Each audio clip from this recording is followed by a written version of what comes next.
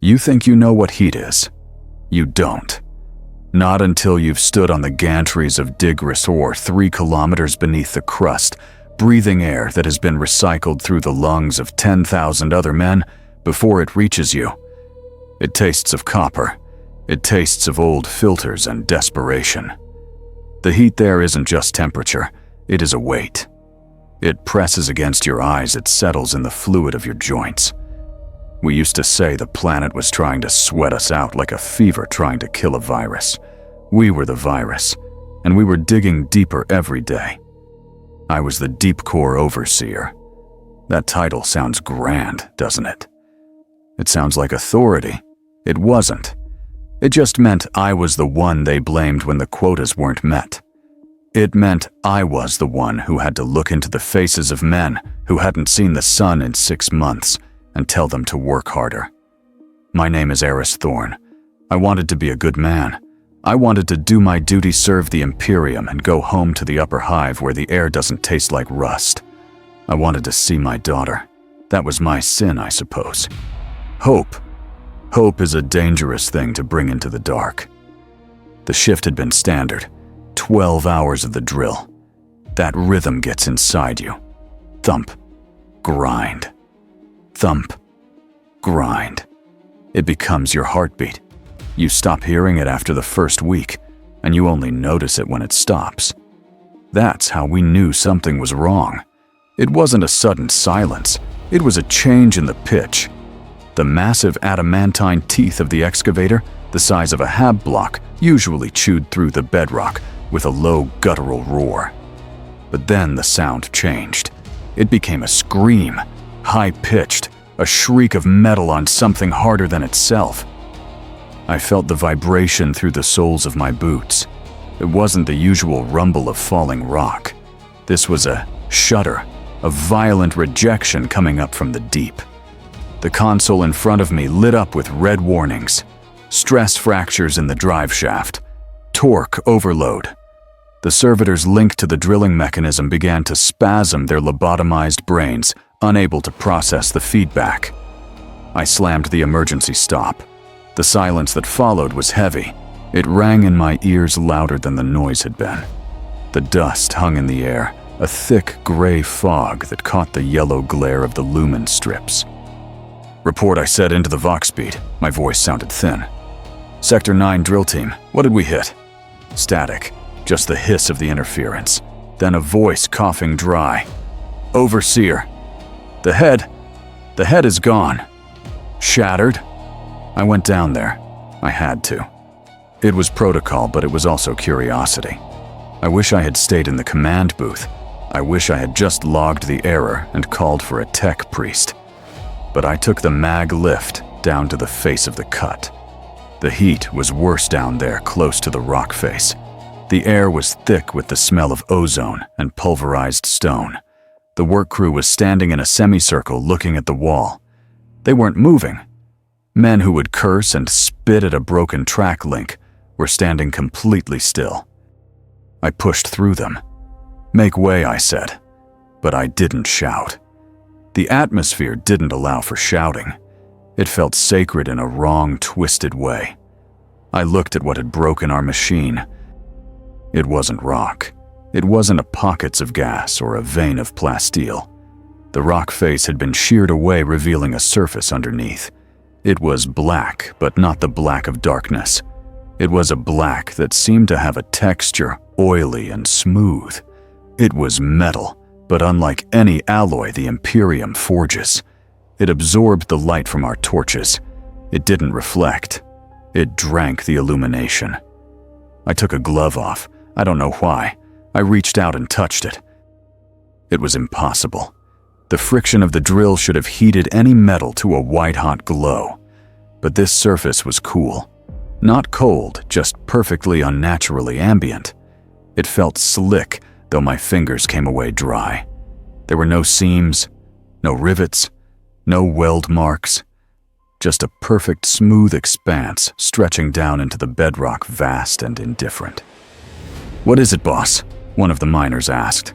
He was a big man, scarred from a lifetime of labor, but he sounded like a child. "I don't know," I said.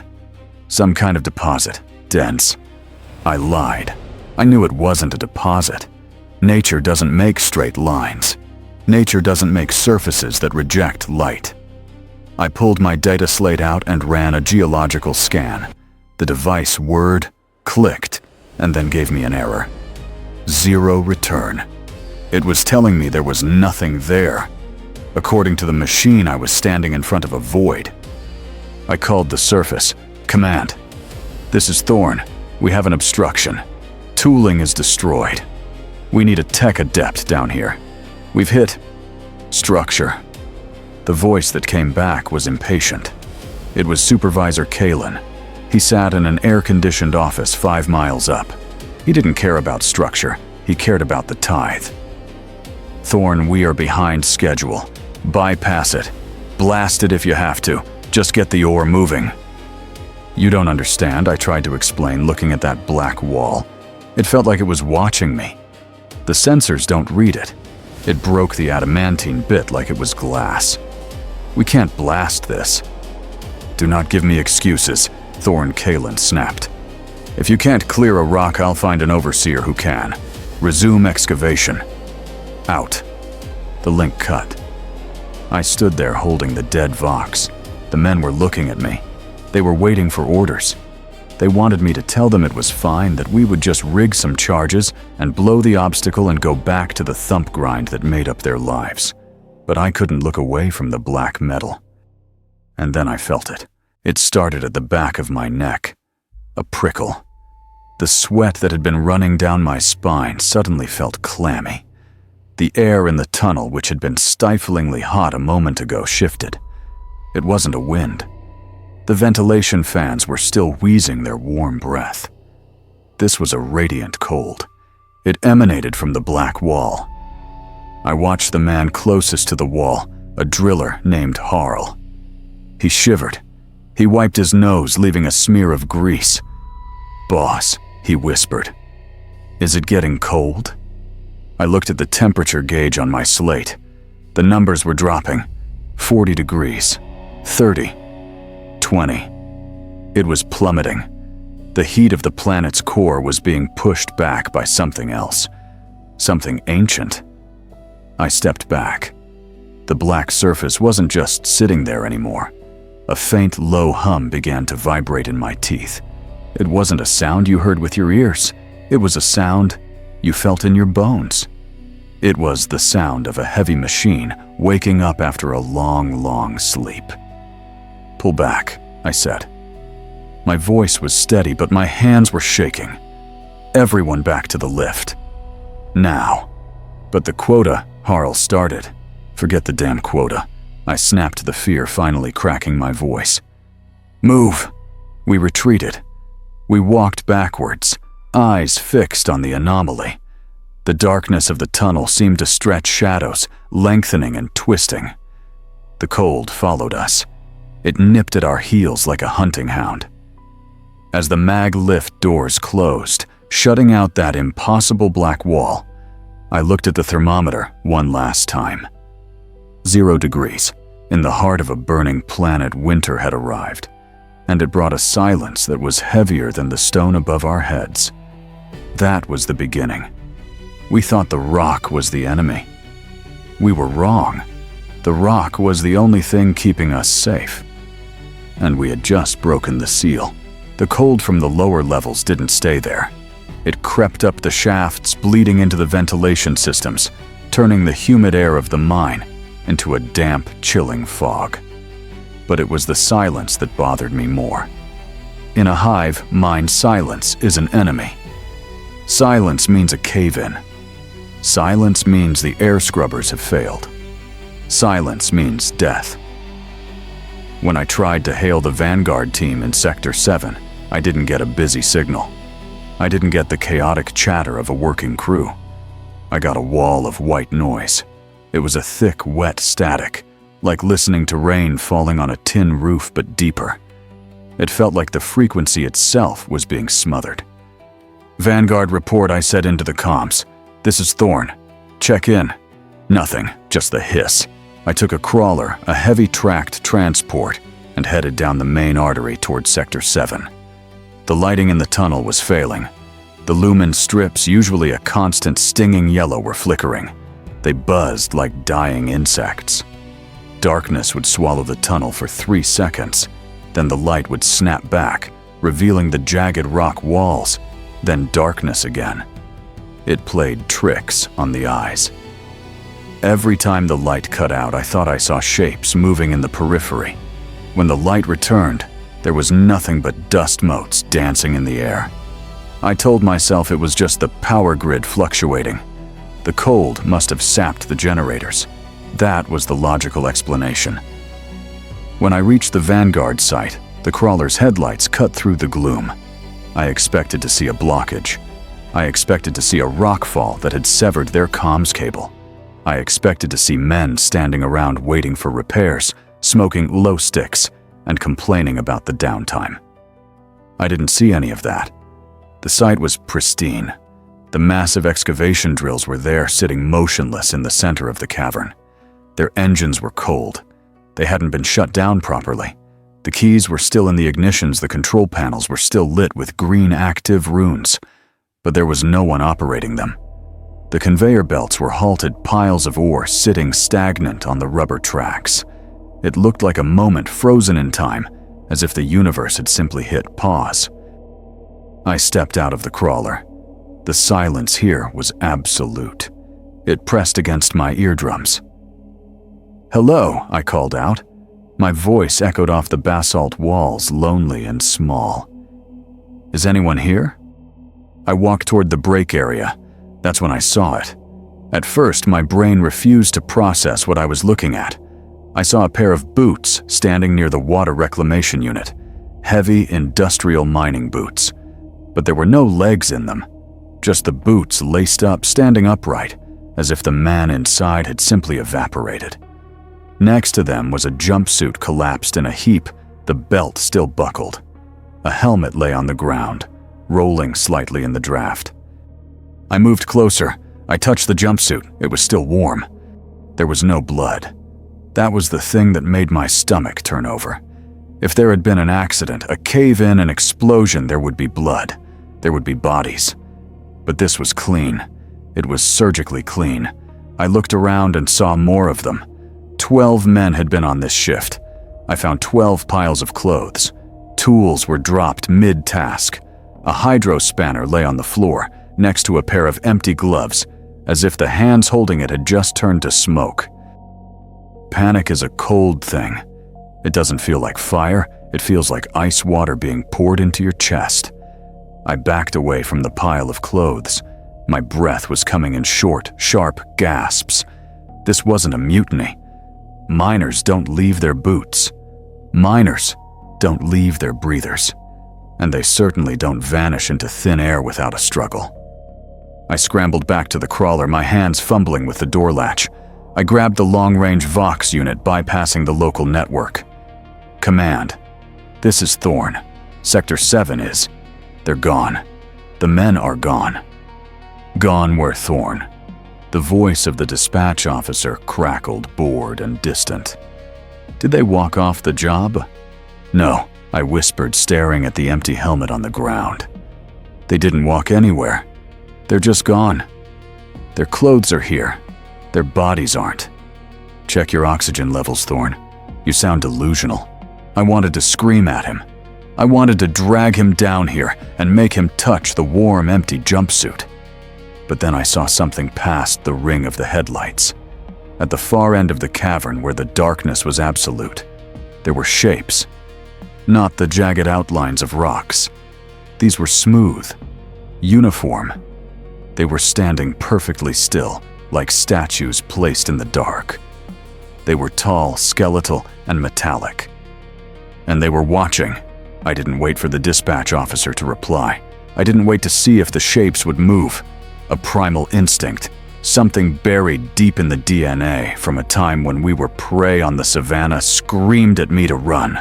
I slammed the crawler into reverse. The gears ground in protest, a harsh metallic shriek that tore through the silence. As the vehicle swung around, the headlights swept across the far wall one last time. The shapes were gone. but the darkness where they had stood seemed to ripple, as if the shadows themselves were detaching from the wall. I drove blindly back up the tunnel toward the light, toward the noise, away from the silent graveyard of empty clothes. I told myself I was crazy. I told myself it was a gas leak, a hallucination. But deep down I knew.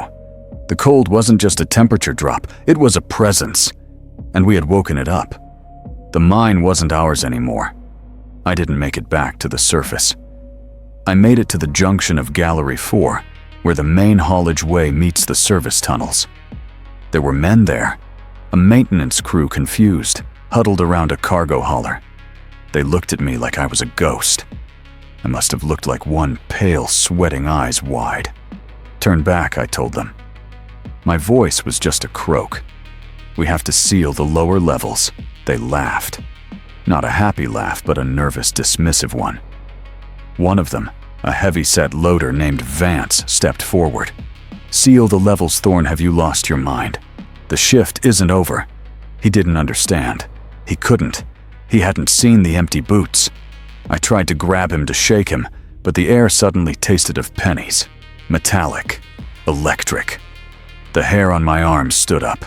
It wasn't the cold this time. It was charge. The lights overhead didn't flicker. They exploded. All of them at once. Pop. Pop.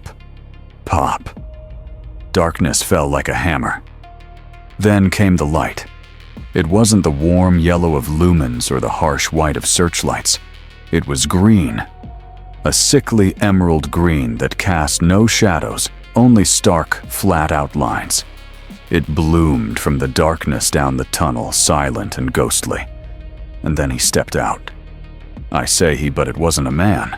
It was a skeleton, forged of living metal, hunched and ancient, carrying a weapon that looked like a long-ribbed spine. It moved with a mechanical hitch, a twitchy, synchronized gait that was terrifyingly unnatural. Vance shouted, "Who goes there, identify?" He raised his heavy wrench, a pitiful gesture of authority against the unknown. The thing didn't pause. It didn't speak. It just raised that long, glowing rifle. There was no muzzle flash, no roar of gunpowder, just a hum, a rising pitch of energy that made my teeth ache. I need you to understand what happened to Vance. In the movies, when a man gets shot, he falls. He bleeds. It is messy, but it is human. This was not human. A beam of green lightning bridged the gap between the weapon and Vance's chest. It didn't punch a hole. It didn't blow him apart. It unmade him. I watched as the skin of his torso simply dissolved, peeling away in glowing green flakes, like ash caught in a wind. Then the muscle turning to dust. Then the bone. He didn't even have time to scream. One moment he was a shouting man. The next, his upper body was just gone. Erased from existence. His legs stood there for a second, confused by the lack of weight above them before they toppled over. There was no blood. The wound was cauterized, instantly sealed by the same energy that had eaten him. The smell hit me then. Ozone. Burning meat. And something else, the smell of ancient dry dust, like a tomb opened after 1,000,000 years. The rest of the crew screamed. I didn't. I couldn't. My brain was trying to reject the physics of what I had just seen. A stubber, a solid projectile pistol cracked in the confined space. One of the loaders was firing. I saw the sparks fly as the bullets hit the metal skeleton. They ricocheted harmlessly, pinging off that dark, oily armor like hail off a tank hull. The thing didn't even flinch. It just turned its head slowly, mechanically toward the shooter. More green lights appeared in the darkness behind it. 2, 10, 100. A sea of unblinking emerald eyes. I didn't think. I didn't try to be a hero. I turned and ran.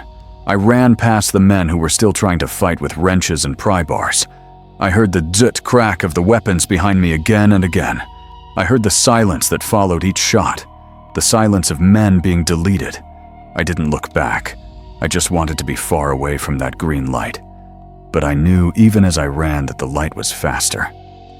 I crashed into the barricade at Mining Hub 4 like a man on fire. The Planetary Defense Force, the PDF, had set up a kill zone. It looked impressive. They had overturned ore carts to make walls set up heavy bolter tripods and lined the gantries with laser guns. For a second, just a second, I felt a spark of relief. I thought, good. The soldiers are here. They have guns. They will fix this. I fell to my knees, gasping, my lungs burning from the run. The air here was thick with the smell of cheap recaf and gun oil. A sergeant grabbed me by the collar, hauling me up. "Get behind the line, civilian," he barked. He looked so young. He had the Aquila stamped on his chest armor and a chain sword at his hip. He looked confident. He thought he was fighting rebels, or maybe a gene cult. He thought he was fighting something that could bleed. I wanted to grab his face. I wanted to scream at him that his sandbags were just dust waiting to happen. But my throat was closed tight. I just pointed down the tunnel back into the dark. Then they came. They didn't run. They didn't charge like orcs or stalk like Eldar. They marched. It was a slow, synchronized lockstep that echoed off the rock walls. Clank, clank, clank. The sound was heavy like the ticking of a doomsday clock. They emerged from the shadows, row upon row of them, their metal bodies gleaming with that sickly inner light. The sergeant raised his sword. "Open fire," he screamed. The hub erupted. The tunnel turned into a storm of red las beams and explosive bolter shells. It was deafening. I covered my ears, curling into a ball behind a crate. I watched through the gaps in the barricade. The volley hit the front rank of the metal skeletons.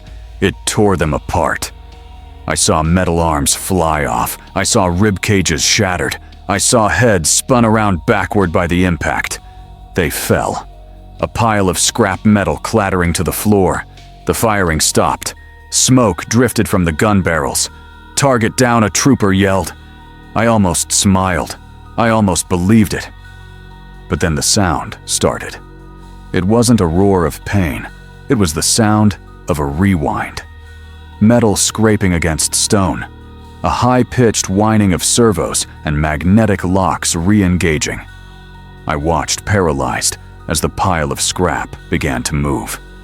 An arm crawled across the floor, dragging itself back to a torso. A shattered skull knit itself back together, the cracks glowing green before sealing shut instantly. The metal flowed like liquid mercury, then hardened. They stood up. The same monsters we had just destroyed. They stood up, and their eyes flickered back on. One by one. Flash. Flash.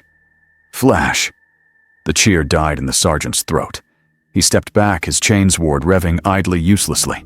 I saw the color drain from his face. "Throne," he whispered. "They don't die. Why won't they die?" That was the moment the line broke. Not the barricade, but the spirit of the men. You can fight an enemy that hates you. You can't fight an enemy that refuses to acknowledge your violence. The Necrons raised their flares in unison. The volley of green light that followed didn't leave bodies to bury. It just erased the first row of defenders. I didn't wait to see the sergeant die. I didn't look for a weapon. I looked for the exit. There was a service elevator at the back of the hub, an old freight cage used for ore samples. I ran for it. I scrambled over crates, pushing past a young medic who was staring blankly at the disintegration of his patient. I hit the call button. I mashed it with my fist until my knuckles bled. Come on. Come on. Behind me, the screaming started again, but it was shorter this time. Silence was winning. The cage arrived with a rattle. I threw myself inside and slammed the gate. I didn't look back at the men I was leaving behind. I just watched the gate close. It wasn't mercy, it was just math. And I was the remainder. I didn't stop running until I reached the upper gantries of the main loading bay. It's a cavernous space big enough to dock a bulk hauler. I crawled onto top of a crane assembly, pressed my body into the grease and the shadows. From up there, the men below looked like insects. And that's exactly how they treated us. I expected the killing to continue. I expected the green lightning to sweep the floor until nothing was left but ash. But the shooting stopped. The silence returned, but this time it was filled with a low, throbbing hum. It vibrated in my chest cavity. It was the sound of gravity being bent, twisted by engines that shouldn't exist. Then I saw them. We call them ghost arcs now. But back then they just looked like floating ribs. Massive skeletal barges drifting through the air without engines, without exhaust. They were open-topped, like grand, horrific hearses made of living metal. They glided over the heads of the survivors huddled in the loading zones. People were screaming, begging for the Emperor, begging for their mothers. The machines didn't care. They didn't even acknowledge the noise. They just lowered themselves, the green light underneath them, bathing the terrified crowd in a sick, underwater glow. I watched, and I prayed for them to open fire. I prayed for the clean, instant death of the Gauss flayers. But they didn't shoot. Tendrils of metal uncoiled from the underbellies of the barges. They moved like vipers, fast and fluid. They didn't strike to kill. They struck to snare. I saw a woman, I think she was a heavy lifter from Sector 2, get wrapped up in one of those coils. She thrashed. She hit the metal with a pipe. It didn't matter. The tendril tightened, lifting her off the ground, swinging her through the air like a doll. It deposited her into the open ribcage of the barge. Then it went back for another. And another. It wasn't a battle. It was a sorting process. They were picking us like ripe fruit. They were taking the strong, the living, the intact. I saw men crushed together in the containment fields at the back of the arcs. I could hear them. A collective moan, a sound of pure, distilled misery that rose up to the rafters. "Help us," they cried. "Don't let them take us." I clamped my hands over my mouth. I bit my tongue until I tasted copper. I wanted to yell. I wanted to drop a grenade on that barge. But I knew it wouldn't do anything. It would just tell them where I was. So I laid there. I laid in the dark and watched my people being harvested. They filled the barges until the containment fields were pressed, full of flesh and terrified eyes. Then the arcs turned. They drifted back into the tunnels, back down into the dark, carrying hundreds of souls into the earth. I don't know where they took them. I don't know what they'd do with them down there in the black citadels. But I know this as the last barge drifted away, trailing that eerie green fog. I realized that dying is the easy part. Being unmade is a mercy. Being taken, that is the nightmare. And I let them be taken. I watched them go, and I didn't make a sound. That silence is the heaviest thing I carry. The main corridors were death traps. I knew that. If the green light touched you, you were dust. If the tentacles touched you, you were cargo. So I went where the machines couldn't fit. The ventilation shafts. I have always hated small spaces.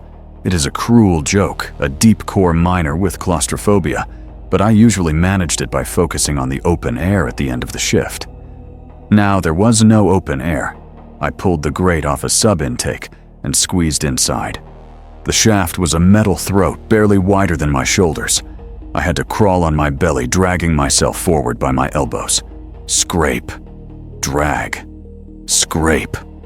The sound reverberated in the tight space, sounding like thunder in my own ears. But it was the smell that hit me first. The air in the mine is usually stale dry. This air was wet.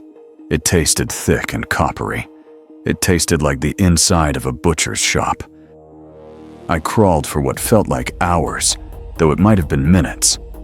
Time doesn't work in the dark. I reached a junction where the shaft passed over a maintenance hallway.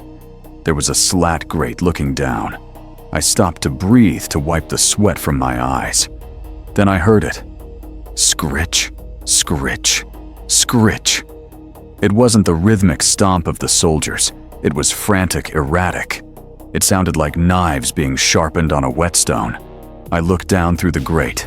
The hallway was dim, lit only by the emergency red strobes. And there was something wrong down there. It was one of them, a metal skeleton, but it was stooped, hunched over like a starving dog. And it wasn't shiny. It was draped in wet red rags. I squinted, trying to make sense of the shape. The creature turned, and the red rags swung heavily. They weren't fabric. I saw a tattoo on a flap of the material, a double-headed eagle on pale skin. It was a back. A human back, peeled off and draped over the metal shoulders like a cape.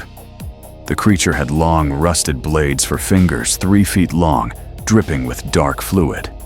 It was twitching, shivering, rubbing the stolen skin against its cold metal face. It was the most human thing I had seen them do, and it was the most obscene. It was trying to remember what it was like to be alive, and it was using us to do it. The flayed one. That's what the legends called them. I thought they were stories to scare cadets. They weren't stories. I wasn't alone in the shaft. I felt a vibration ahead of me. A boot kicked my hand. I froze. Someone else was in there hiding just around the bend. I crawled forward, desperate for an ally. It was a young man, a tech adept, barely out of his teens. He was curled into a ball, his face pressed against the steel wall. He was shaking so hard the bolts of the shaft were rattling. He saw me, and his eyes were wide, white circles of terror. He opened his mouth. He was going to scream. He was going to let it all out. Below us, the scritch stopped. The flayed one tilted its head up. It heard the vibration. It smelled the fear. "Don't," I whispered. It was barely a breath. The kid didn't hear me, or he didn't care. The panic had taken him. He drew in a huge, jagged breath to scream. I didn't make a decision. My body just moved. I lunged forward in the cramped space. I wrapped my arm around his neck and clamped my hand over his mouth. He thrashed. He kicked the walls. Thump, thump. The noise was deafening. I squeezed until my muscles burned. I felt his teeth cutting into my palm. I stared into his eyes inches from mine. I watched the panic turn to confusion, and then to a dull, glassy nothingness. Below us, the flayed one waited. It sniffed the air, confused by the sudden silence. After a long minute, it moved on its claws, dragging along the floor. I held him for a long time after he stopped moving. I lay there in the dark, hugging the body of the boy I had just killed. I told myself it was him or me. I told myself I saved us both from the blades. But as I loosened my grip and his head lolled onto the metal with a soft thud, I knew the truth. The Necrons killed you because you were in the way. They killed you because you were matter, to be cleared. But I had killed him because I was afraid. I wiped my hand on my jumpsuit, but the sensation of his breath against my palm didn't go away. It never went away. The vent wasn't tight anymore. I felt vast and cold and entirely empty. I crawled out of the vent into the service shaft 9. It was a vertical coffin, a hollow throat of plasteel and concrete that stretched up for 3 kilometers. The main cargo lifts were dead frozen in their tracks by the power failure. That left the maintenance ladder. It was a narrow spine of rusted rungs bolted to the wall, disappearing into the gloom above. I wasn't the only one there. A cluster of survivors had gathered at the base, engineers, loaders, a few bloodied PDF troopers. They were looking up, paralyzed by the height. "It's too far," someone whispered. "We can't climb that." I didn't argue. I didn't offer hope. I just grabbed the first rung. My arms were still trembling from the squeeze I had put on the boy's throat, but I forced my hands to close around the cold iron. "Stay here and die," I said, my voice flat. "Or climb." I started pulling myself up. 1 rung. 2. The metal bit into my palms. Slowly, one by one, I heard them following. The clang of boots on metal began to echo a chaotic rhythm in the dark. We were a chain of desperate animals fleeing the flood. We climbed for an hour, maybe 2. My muscles were screaming. My lungs felt like they were filled with broken glass. Every pull was a battle against gravity, against the exhaustion that wanted to drag me back down into the pit. I looked down once. The bottom of the shaft was a pool of darkness, but I could see the faint green glow pulsing down there, getting brighter. They were coming. And then I heard the sound. It wasn't the heavy footfalls of the warriors or the hum of the barges. It was a sound like dry leaves blowing across pavement. A billion dry leaves. Click, click, click, click, it was coming from the walls. "Don't stop," I yelled, looking up at the man above me, a heavy-set driller who was sobbing with every step. "Move!" But he stopped. He pointed at the wall next to him. A panel of plating was rippling, not melting, moving. It was covered in them. Scarabs, small beetle-like machines the size of a dinner plate, with glowing eyes and mandibles that spun like saw blades. They weren't fighting us. They were eating the shaft. They swarmed over the support beams, and the metal vanished in a shower of sparks converted into energy in seconds. Then the swarm hit the climbers below me. It was a waterfall of living metal. I heard the screams, but they were cut short. The scarabs didn't just bite. They swarmed over a body, burying it under a mound of ticking, whirring carapaces. In seconds, there was nothing left but a red mist and the sound of grinding gears. The ladder below me groaned. The anchors were being eaten. The man above me froze. He was staring down, watching the tide rise. The scarabs were fast climbing over each other, a rising sea of death. "Climb," I screamed, slamming my fist into his boot. "Climb, or I will pull you down." I meant it. I had no mercy left. The fear had burned it all away. He scrambled, terrified, not of the monsters, but of me. We climbed like madmen. The heat from the swarm below was rising, singing the soles of my boots. I could hear the snip-snap of their mandibles inches from my heels. We hit the subsurface hatch. I shoved the driller through, scrambled up after him, and slammed the wheel lock shut. We spun it just as the first scarab hit the metal from the other side. We collapsed on the floor, gasping, listening to the scratching on the other side of the door. They were eating the door. But we were out. We were on the surface level. I looked at my hands. They were raw, bleeding, and shaking. I had left half the group behind on that ladder. I didn't feel sad. I just felt light. And that terrified me more than the dark. We spilled out of the airlock into the night. But it wasn't night. I had spent hours climbing toward the surface, dreaming of the cool, dark sky, the stars, the clean air. I wanted to see the twin moons of Digris. I wanted to breathe without tasting metal. But the sky was gone. In its place was a churning, sickly aurora of emerald fire. It stretched from horizon to horizon, a ceiling of energy that cast no shadows, only a flat, nausea-inducing glare. And the air, it was thick with ash. It fell softly like gray snow, coating the ground, the wrecks of vehicles, and the bodies of the dead. It didn't taste like rock dust. It tasted like burnt meat and history. I stood on the ridge overlooking the valley. The mining complex was just a speck in the landscape. To the north lay Hive Secundus, the mountain city where millions lived, where my daughter lived. I looked for the spire lights, the comforting blink of the navigational beacons. They were gone. Instead, I saw them. The monoliths. They had risen from the crust like black teeth, enormous pyramids of living stone that floated silently above the ground. They defied gravity with a casual arrogance. They were bigger than the Titan walkers I had seen on propaganda vids, and they were moving. I watched one of the pyramids drift toward the Hive city. It didn't fire missiles. It didn't unleash a bombardment. The crystal at its apex simply pulsed. A beam of dark energy darker than the void lashed out. It struck the base of the hive spire. There was no explosion, no fireball. The structure of the city miles of adamantine and ferrocrete simply gave up. The molecular bonds dissolved. I watched my mouth open in a silent scream as the entire city, a home to 10 million souls, slid sideways. It collapsed in slow motion, a landslide of dust and twisted metal sinking into the earth. I didn't cry. I think I had forgotten how. I just watched the cloud of dust rise up where my life used to be. My apartment, my favorite recaf shop, my daughter's school, gone in a single heartbeat of a machine's weapon.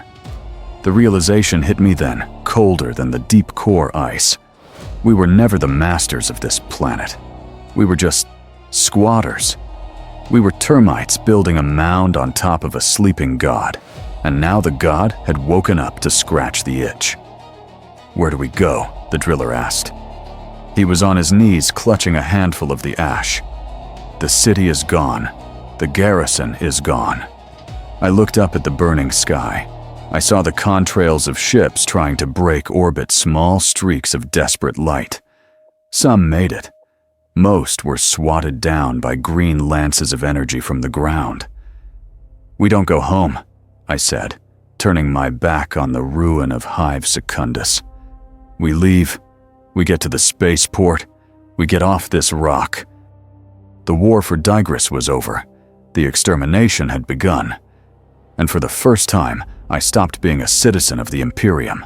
I stopped being a father. I was just meat, trying to run faster than the butcher. The highway to the spaceport was 6 lanes wide, designed to carry the trade of a hemisphere. Now, it was a choke point of burning metal.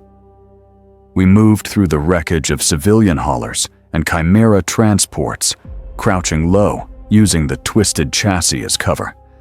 The air was no longer just ash. It was alive with the snap and hiss of energy weapons. We weren't alone on the road.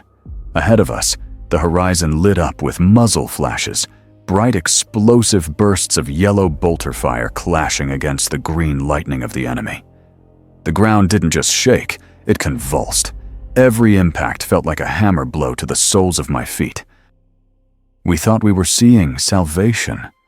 Through the smoke, I saw them. Space Marines, the Adeptus Astartes. I had only ever seen them in statues, towering figures of stone guarding the governor's palace. Seeing them in flesh and ceramite was different. They were massive, hulking giants of blue armor that moved with a speed that defied physics. They charged into the ranks of the Necron immortals, the wider, heavier skeletal warriors that held the line. It should have been inspiring. It should have been the moment the music swelled and the heroes saved us. But up close, war isn't heroic. It is a meat grinder. I watched a space marine take a Gauss blast to the chest. His armor, thick enough to stop a tank shell, simply evaporated, exposing the fused ribcage beneath. He didn't fall. He roared a sound, amplified by his helmet vox, that cracked the glass of a nearby crawler.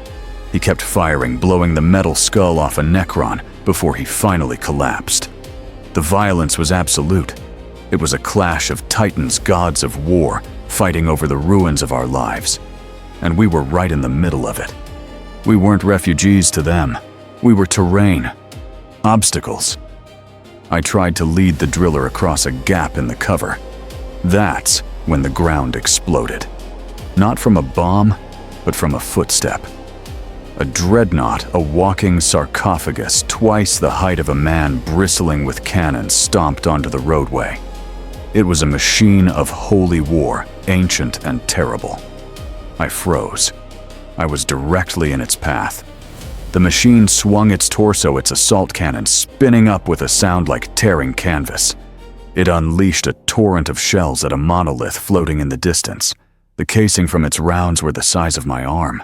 They rained down on us, hot and heavy, bruising my shoulders. "Move!" I screamed at the driller, tackling him as the dreadnought took another step. Its metal foot crushed the hood of the car we had been hiding behind, flattening it instantly. The machine didn't even register our presence. We were ants. If I hadn't moved, it would have turned me to paste, and not even noticed the bump in its gyroscopes. Clear the sector, the dreadnought boomed its voice, a synthesized growl that vibrated in my teeth. It wasn't talking to us. It was talking to the squad of Marines advancing on its flank. We scrambled away, crawling through the mud and oil, desperate to get out of the shadow of the giants. I looked back once. The dreadnought was grappling with a Necron construct, metal, shearing against metal sparks, showering like fireworks. The Space Marines were winning this skirmish, maybe, but they weren't fighting for us. They were fighting for the pride of their chapter, for the honor of the Emperor. We were just collateral damage in their holy war. I wiped the mud from my face and kept running. I realized then that there is no safety in the shadow of angels, especially when the angels carry guns that can level cities. The spaceport gates were in sight. Massive arches of ferrocrete designed to impress off-world traders, now scarred by burns and shrapnel. But just as we reached the perimeter, the noise of the battle stopped. It didn't fade. It was severed. The Space Marines fell back. The Immortals halted their advance. A new sensation washed over the battlefield. It wasn't fear, I was already full of that. It was gravity. I felt the sudden urge to kneel. My knees buckled, hitting the asphalt hard. Beside me, the driller vomited his body, unable to handle the sudden pressure change. He walked out of the smoke like a king stepping onto a balcony. He was taller than the others, his metal body draped in a cape of segmented golden scales that flowed like liquid. A crown of blackstone sat upon a skull that looked both ancient and imperious. He held a staff that pulsed with a dark rhythmic light. This wasn't a soldier. This was a Lord of the Stars, an overlord. He didn't look at us. He didn't look at the Space Marines. He looked up. Above us, a heavy bulk lifter was trying to break gravity. It was a desperate lumbering ascent, engines screaming as it pushed for the clouds.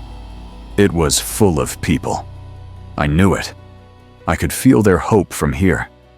The Overlord watched it rise. He didn't raise his staff. He simply raised one hand, pointing a single skeletal finger at the fleeing ship. There was no beam, no flash of light. The weapon he used, a tachyon arrow, moved faster than light itself. Physics simply surrendered. One moment the ship was climbing. The next, a hole the size of a hab block punched straight through its reactor core. It happened in complete silence. The ship hung there for a heartbeat, dead in the air, before gravity reclaimed it. It didn't explode, it just broke. The fuselage snapped in half with a sound like a god cracking a knuckle. The two halves tumbled down, raining burning debris and bodies over the city. The Overlord lowered his hand. He hadn't even broken stride. It was the most arrogant thing I had ever seen. He didn't hate us. We were just dust on his windshield. A Space Marine. Captain, his armor decorated with purity seals and honors, charged the Overlord. He roared a challenge, his power sword crackling with blue energy. He moved faster than I could track, but the Overlord was faster. He parried the strike with the haft of his staff, a movement so casual it looked like he was swatting a fly. The impact sent a shockwave that shattered the windows of the terminal building. Now I hissed to the driller, "While they fight." We crawled. We didn't run. Running attracts attention. We crawled through the gutters, through the slurry of oil and ash, staying beneath the eyeline of the gods. I heard the duel behind me, the clash of power fields, the grinding of metal. I didn't look back. I knew the Marine was dead. I could feel it in the air. The pressure was lifting, not because the Overlord was gone, but because he was moving past us toward the spaceport control tower. We were too small to be worth killing. That was our armor. Our insignificance was the only thing that saved us. I dragged myself through a maintenance hatch into the darkness of the service tunnels under the tarmac. I was covered in filth, shaking uncontrollably, but I was alive. and I knew with a terrible certainty that the captain was not. Launch Pad 4 wasn't a military extraction point. It was a loading zone for toxic waste haulers. The ship sitting there was a rust bucket, a short-range heavy lifter designed to carry sludge, not people. But right then, amidst the fire and the green lightning tearing the sky apart, it was the most beautiful thing I had ever seen. Its engines were already burning blue, heating the tarmac until the air shimmered. The ramp was down, and there were too many of us. It wasn't a queue. We like to think that in a crisis we maintain order. We think of the drills, the orderly lines. That's a lie. It was a crush. A solid wall of flesh and desperation pushing toward that narrow metal strip. I could smell the terror. It smelled like sour sweat and urine. People were screaming, clawing at the backs of those in front of them. A woman fell. I heard the snap of bone as the crowd simply walked over her. They didn't stop. They couldn't stop. The pressure from behind was a physical force, a tidal wave of panic driving us all toward the one open door in the world. I lost the driller. One moment he was beside me holding onto my belt. The next, a surge of bodies tore us apart. I saw his face for a split second, mouth open, eyes wide before he was swallowed by the mob. I didn't reach for him. I didn't try to swim back against the current. I let him go. I turned my shoulder into the back of a man in a technician's coat, and I pushed. I drove my boots into the ground, and I shoved him aside. He stumbled, falling off the edge of the ramp. I didn't look to see if he got up. I just took his place. I was at the hatch. The cargo master, a man with a bloody bandage around his head, was trying to cycle the airlock. Full, he was screaming, kicking at the hands reaching up from the tarmac. "We're full. Get back." There was a gap, just a small space between a crate of rations and the hydraulic piston of the door. Big enough for one person. A man was trying to squeeze in a father, maybe, or just someone who wanted to live as much as I did. He looked at me. He had kindly eyes. He started to say something, maybe a plea, maybe an apology. I didn't let him finish. I didn't think about my daughter. I didn't think about the Emperor. I thought about the cold void of the mine. I kicked him. I slammed the heel of my boot into his chest. It wasn't self-defense. It was murder. He flew back, tumbling down the ramp into the sea of hands below. I dove into the gap. I scrambled over the crate, skinning my knees, and curled up into a ball in the darkness of the hold. "Cycle it," someone screamed. The hydraulic pumps groaned. The heavy blast door began to slide shut. Through the narrowing slit, I saw the faces of the people we were leaving behind. They weren't angry anymore. They were just looking at us, watching us leave. The door slammed home with a final thunderous clang. The seals hissed. The screaming outside was cut off instantly, replaced by the dull thrum of the engine. I sat in the dark, pressed against strangers. The air recycled thick and hot. I looked at my boot. There was a scuff mark on the toe. I rubbed it with my thumb over and over again. I was safe. I was leaving. But I knew in the silence of that hold that Eris Thorne hadn't made it onto the shuttle. The man who cared about quotas and safety regulations died on the ramp. What was left was something else. Something harder. Something that would kick a man in the chest to breathe for one more day. I closed my eyes, but I could still see his face. I knew I always would. The vibration of the engines changed as we hit the vacuum. The violent shaking of the ascent smoothed out into a long, frictionless glide. Gravity bled away, leaving us floating in our harnesses. The shuttle, packed with sweating, bleeding bodies, suddenly felt like a tomb. There was no cheering. No one celebrated. We were all too busy trying to process the fact that we were still breathing. I unbuckled my straps. I didn't know why. There was nowhere to go. The hold was a solid mass of misery.